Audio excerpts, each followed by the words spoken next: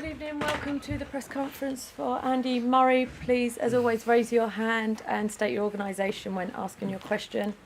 Andy, good win today. Just tell us a bit about the match. Yeah, I mean, he started the match well, had a few chances in the first set, didn't get them, and I think maybe didn't return as well as I would have liked. I was creating opportunities on return, but when I got the chances, wasn't able to take them. But then as the match went on, my return improved, and with that the match turned. So did well to turn it around. Hi Andy. The underarm serve, was that pre-planned? Was that spontaneous? And what do you say to people that perhaps don't want to see that at elite tennis? Well, he changed his return position. That's why I did it. He was standing very close to return, and then he was struggling a little bit on the first serve return, so he stepped probably 2 meters further back, and as soon as I saw him step further back, I threw the underarm serve in, and I personally have no issue with players using it. I never have. It's certainly more and more players have started returning from further behind the baseline now to give themselves an advantage to return, and the underarm serve is a way of saying, well, if you're going to step back there, then I'm going to possibly throw that in. Excuse me? The sport is changing, isn't it, essentially? People adapt. Yeah, I mean, but I don't know why people have ever found it potentially disrespectful or not. I don't know. I've never understood that. It's a legitimate way of serving, and certainly if players, I would never use an underarm serve if someone's standing on the baseline, because I think it's a stupid idea. Because they're going to track it down and it's easy to get. But if they stand, 4 or 5 meters behind the baseline, then why would you not do that? To try to bring them forward if they're not comfortable returning there. Like, tactically, it's a smart play, and no one says it's disrespectful for someone to return from 6 meters or whatever, 5 meters behind the baseline to try and gain an advantage. So I used it not to be disrespectful to him, but to say, if you're going to step further back to return the serve to give yourself more time, then I'm going to exploit that. Andy Russell Fuller from the BBC. Do you enjoy the scheduling last on centre court? Last year you played the 3 matches here and they all became night session matches effectively. And again today we had the situation where the roof was closed. So do you mind playing in that slot, as it potentially extends the length of the match and takes you quite late into the evening? There's certain things I like about it and some that I don't. I mean, usually it's a really good atmosphere. But then, obviously they've moved the start time half an hour later, and they also have added the interviews on the court after the matches. So, the time between matches today was 20 minutes. And then, there's not loads of time. I mean, we probably could have played for more time before they shut the roof, but obviously they don't want to be closing the roof at 4-all or 5-all in a set. They want to try and do it, at the beginning of sets. So it's not that easy, like changing conditions like that, and also having breaks like that, potentially key points in matches. I would much rather play outdoors. I prefer playing outdoors when we can, and I wish there was a way of finishing the matches outdoors more often, because it's tricky, stopping for 10-12 minutes in the middle of a match at important stages. It kills the momentum a little bit. You cool off a little bit as well, and again, it's a change in conditions. Carradine, BBC Scotland. Just wondering how the ab is.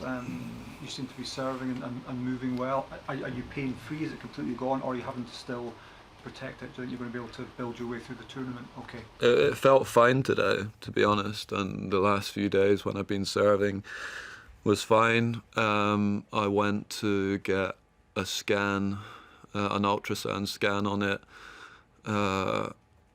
on Saturday after my practice, just to see how it was progressing, and it was all clear for the first time on the scans, which was really positive.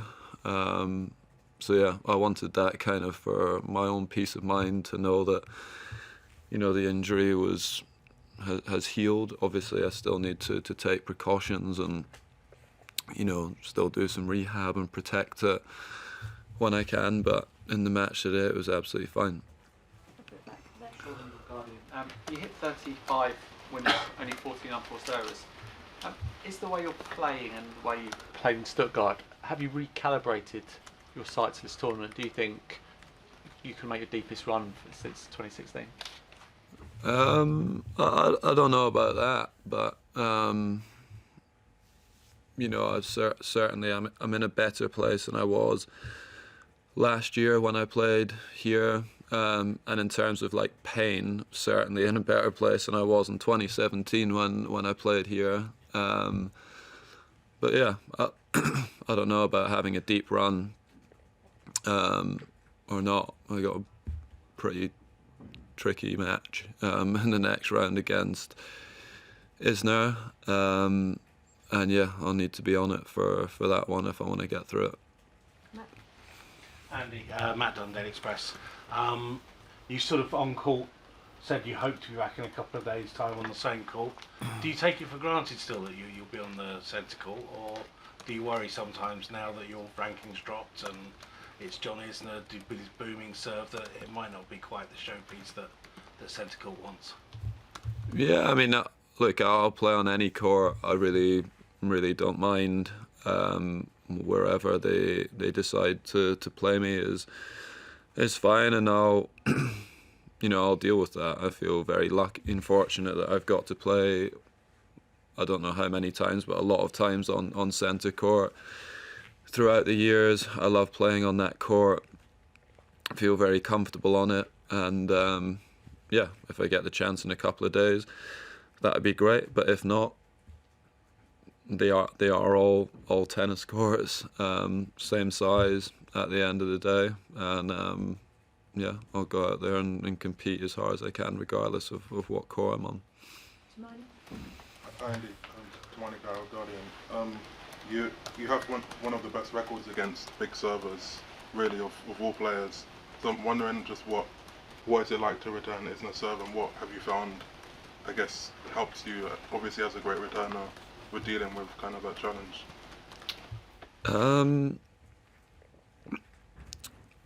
I mean, I don't know exactly why my record is as it is against those guys. They're obviously very tough players to play against because of the nature of how the matches go. You're not necessarily always in control of them. You can go 4 or 5 service return games where you're not getting any opportunities. There's not always lots of rhythm in the match. So it is difficult, but for whatever reason, I've always played well against them. The matchups have been good for me. And I played well against John in the past. So I don't think I've ever played him on grass before.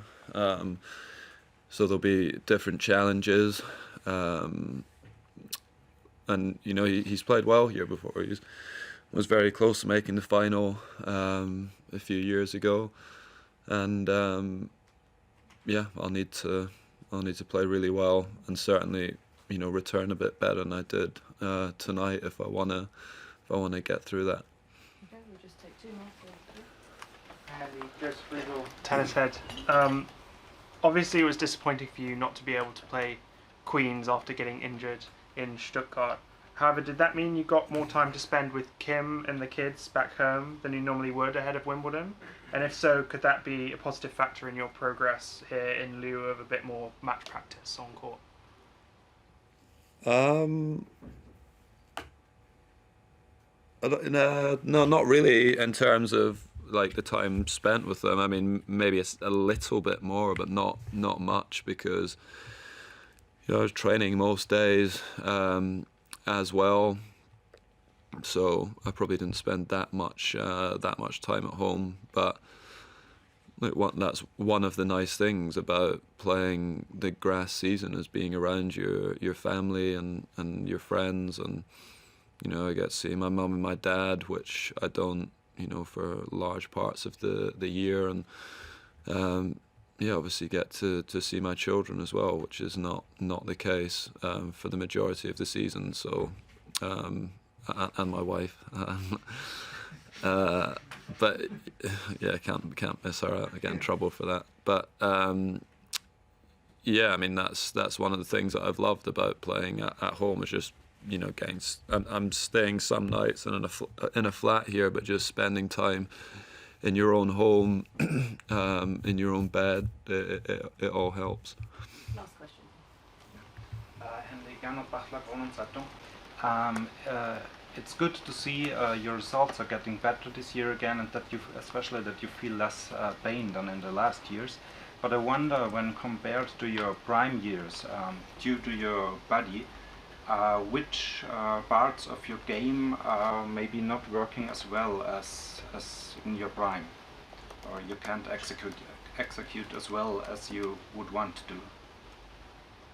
I'm probably not going to give that away in here.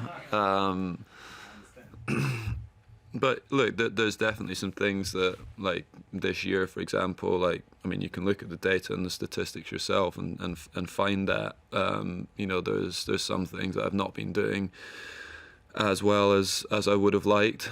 But yeah, I mean, in terms of like hitting the ball and, my ball striking and my shots haven't changed much, but I did for a number of years play really not much tennis. I think like in the 2016 year I played something like 80 odd matches, and in the 5 years after that, I think I'd played literally the same amount of matches in 5 years than I did in that 1 year, and you can't replace those matches. It's so important to be in those situations, like key moments at 4-all, 5-all, break points, and playing consistently against top players and winning against them, and you can't replace that. And I missed a lot of that in the last 4 or 5 years, and it's only been really this year and the end part of last year where I got consistently sort of was in good enough shape to compete regularly on the tour. And now that I've been competing regularly, and I got a good training block between Miami and the grass season, my game's starting to feel better and better. So hopefully that continues through this year. Thank you very much. Thank you.